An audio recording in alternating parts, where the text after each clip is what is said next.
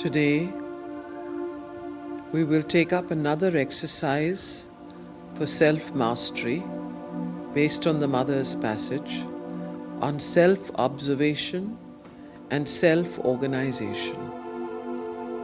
This is a very important concept in the integral yoga of Sri Aurobindo and the Mother.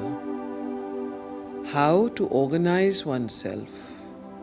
But before one can organize oneself, one should be able to become conscious of the different movements in oneself and be able to observe them.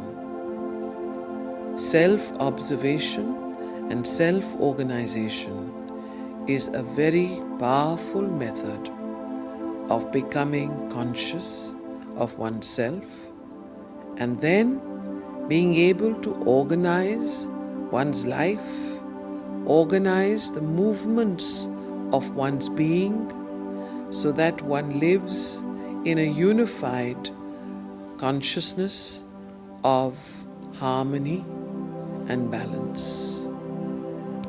So once again, prepare yourself for this exercise to listen to it from your inner consciousness.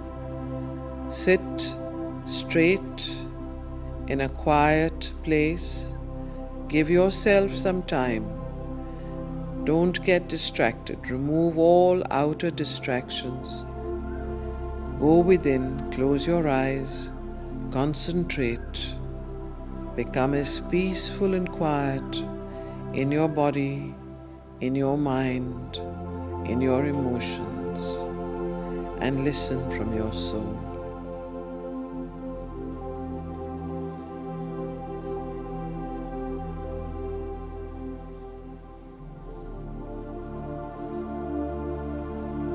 One must be clearly aware of the origin of one's movements because there are contradictory wills in the being. Some pushing you here, others pushing you there, and that obviously creates a chaos in your life. If you observe yourself, you will see that as soon as you do something which disturbs you a little, the mind immediately gives you a favorable reason to justify yourself. This mind is capable of gilding anything and everything. In these conditions, it is difficult to know oneself because one's mind provides a favorable explanation for everything we do and everything we feel and everything we say. It justifies this habit of self-justification that we have in us internally in the mental outer consciousness is a great hindrance to be able to become sincere and truly see what is the truth. If in your mind you go over the various movements and reactions of the day, like one repeating indefinitely the same thing, like a record player, you will not progress.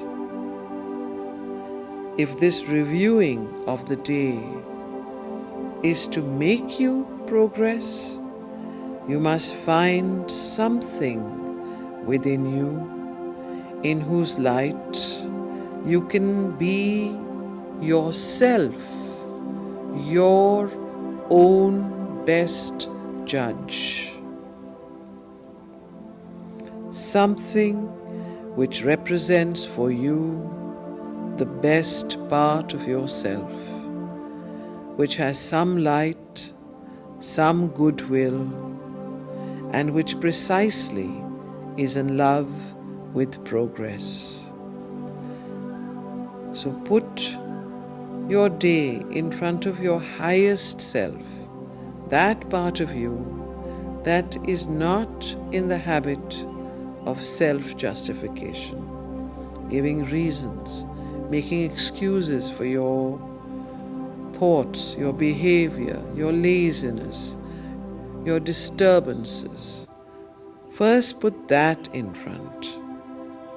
Then, once you have placed that as the tribunal and judge, pass across it like you would in a cinema, on a screen, all your activities of the day, what you have gone through, who you have met, what you have done, the work that you have done, the conversations that you have had.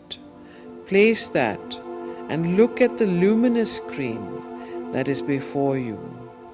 Certain things will pass off very well. They will pass off silently, without throwing a shadow, without causing a disturbance. Others, on the contrary, throw a little shadow. Others yet cast a shadow altogether black and disagreeable. You must do this very sincerely, as though you were playing a game. Under such circumstances, I did such and such a thing, feeling like this and thinking in this way. I have before me my ideal of knowledge and self-mastery. Well, was this act in keeping with my ideal or not? If it was, it would not leave any shadow on the screen, which would remain transparent, and one would not have to worry about it. If it is not in conformity with my highest ideal, then it will cast a shadow. Then you ask yourself, why has it left that shadow? What was there in this act that was contrary to the will to self-knowledge and self-mastery? It is important to bring this shadow, this dark point, this egoistic feeling or action or response. Pick it up and bring it into the light. Let the light dissolve it. Don't let it hide under the shadows. Don't let it become obscure. Don't let it become and stay unconscious. Bring it to consciousness. The more you're able to bring forward and recognize these movements that hide within you, within all of us, the greater these movements have no chance of staying and keeping you as their house. They will disappear and dissolve into the light. If you organize yourself, your feelings, your thoughts, your impulses around the psychic center, around your inner consciousness, which is the inner light, you will see that all inner discord will change into a luminous order.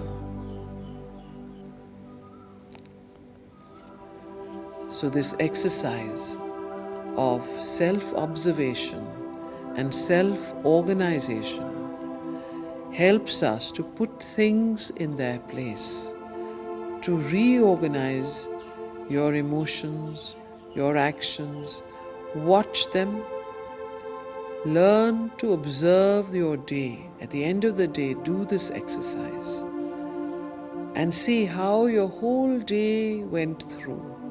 It will make you more and more conscious of how you pass your day, of the different movements in yourself, And if you do this every day, this exercise of putting your entire day before you on a screen, a luminous screen, and watching your whole day pass by, all your thoughts, all your actions, all your emotions, you will find that it will help you to become more and more conscious and bring about, without any effort, just by doing this one exercise, a great self-mastery and self-organization.